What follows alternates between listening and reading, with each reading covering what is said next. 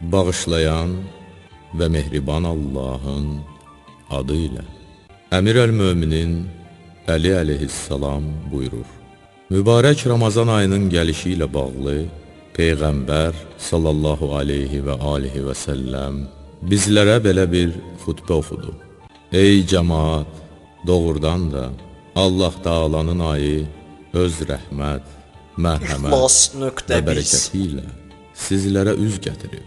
Bu elə bir aydır ki, günləri Allahın yanında ən gözəl günlər, gecələri ən gözəl gecələr, saatları ən gözəl saatlar, özü də ayların ən gözəlidir. Bu ayda sizlər Allah qonaqlığına dəvət olunub, kəramət əhlinə çevrilmisiniz. Bu ayda aldığınız nəfəslər zikir, yatmağınız ibadətdir və əməlləriniz qəbul, etdiyiniz dualar müstəcab olur. Elə isə Allah Taaladan saf niyyət və sidq ürəkdən istəyin ki, günah və pis əməllərinizdən keçib sizlərə bu ayda oruç tutmağı, Qur'an tilavət eləməyi qismət eləsin.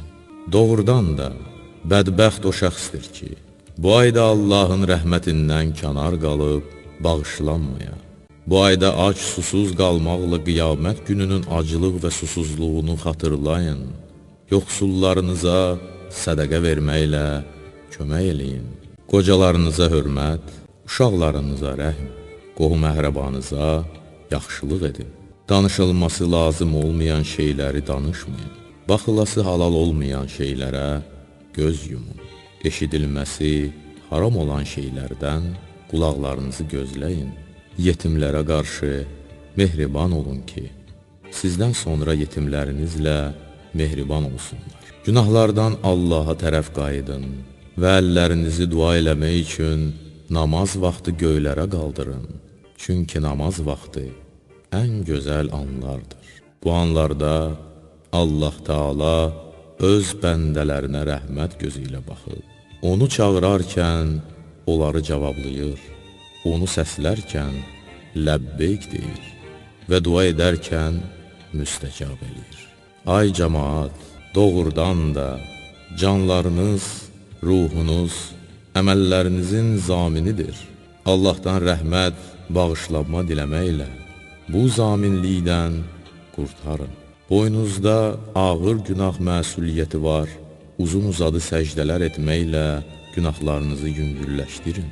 Bilin ki, Allah Taala and içib ki, bu ayda namaz qılıb səcdə edənlərə əzab verməyəcək və qiyamət günü onları cəhənnəm odu ilə qorxudmayacaq.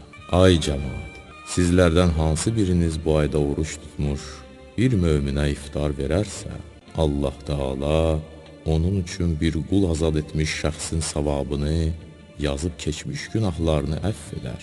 Səhabələrdən bəzisi dedi: Ya Rəsulallah, axı hamımızın buna imkanı çatmır. Peyğəmbər sallallahu aleyhi və alihi və səlləm buyurdu: Oruç tutanlara yarım xurma dənəsi və ya bir içim su ilə də olsa iftar verməklə özünüzü cəhənnəm odundan qoruyun. Bundan artığını eləməyə imkanı olmayana da Allah Taala həmin savabı verər. Ey cəmaat, bu ayda əxlaqını gözəlləşdirən şəxs ayaqların əsəcəyi gündə Sirat körpüsündən asanlıqla ötüb keçər və hər kəs bu ayda öz qul və kənizinin işini asan tutarsa, Allah da onun hesab kitabını qiyamətdə asan edər. Bu ayda öz şərrini cəmaatdan uzaq edən şəxsdən Allah Taala qiyamət günü öz qəzəbini uzaq edər. Kim bu ayda atasız bir yetimə qayğı göstərərsə, Allah da qiyamət günü onun özünə qayğı göstərib mərhəmət edər. Kim bu ayda öz qohum-əqrəbasından yaxşılıq eləyərsə, Allah da qiyamətdə onu öz rəhmətinə qovuşdurar. Kim də bu ayda qohum-əqrəbasına yaxşılıq etməzsə, Allah da qiyamətdə onu öz rəhmətindən uzaq edər.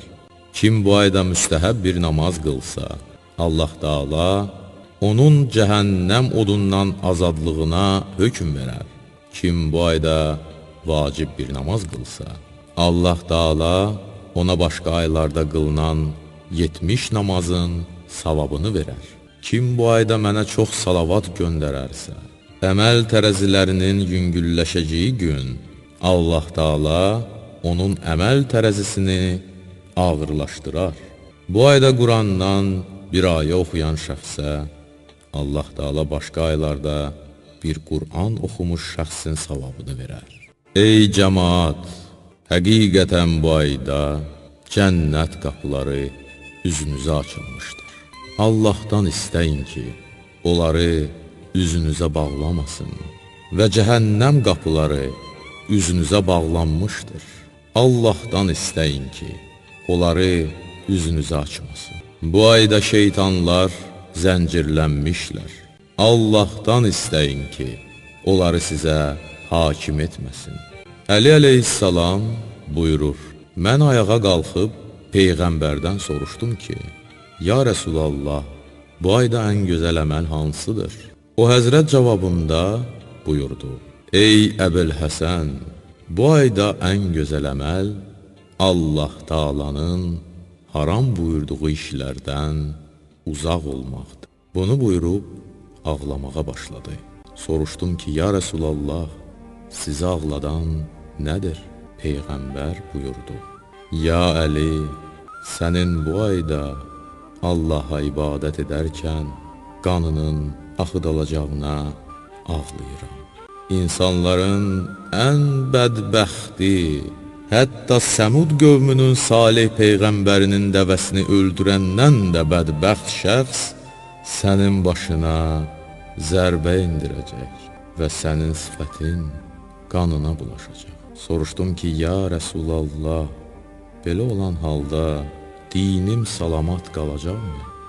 Peyğəmbər buyurdu ki, bəli, dinin salamat qalacaq.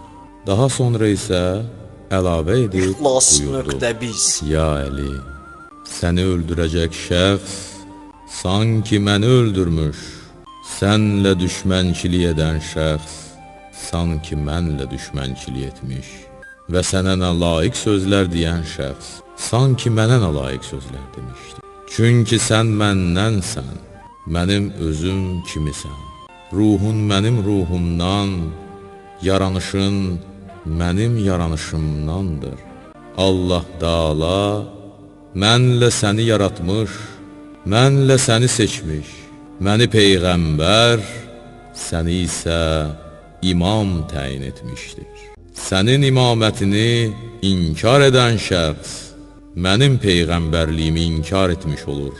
Ya Əli, sən mənim vəsim, canişinim, övladlarımın atası, qızımın əri, sağlığımda və ölümdən sonra ümmətimin xəlifəsisən.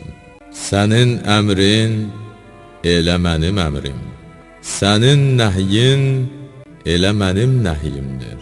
And olsun məni Peyğəmbərliyə göndərmiş və insanların ən üstünü qərar vermiş Allaha ki, sən doğrudan da Allahın bəndələr üzərindəki hüccəti, Allah sirrinin mühafizəçisi və bəndələr arasındakı xəlifəsisən.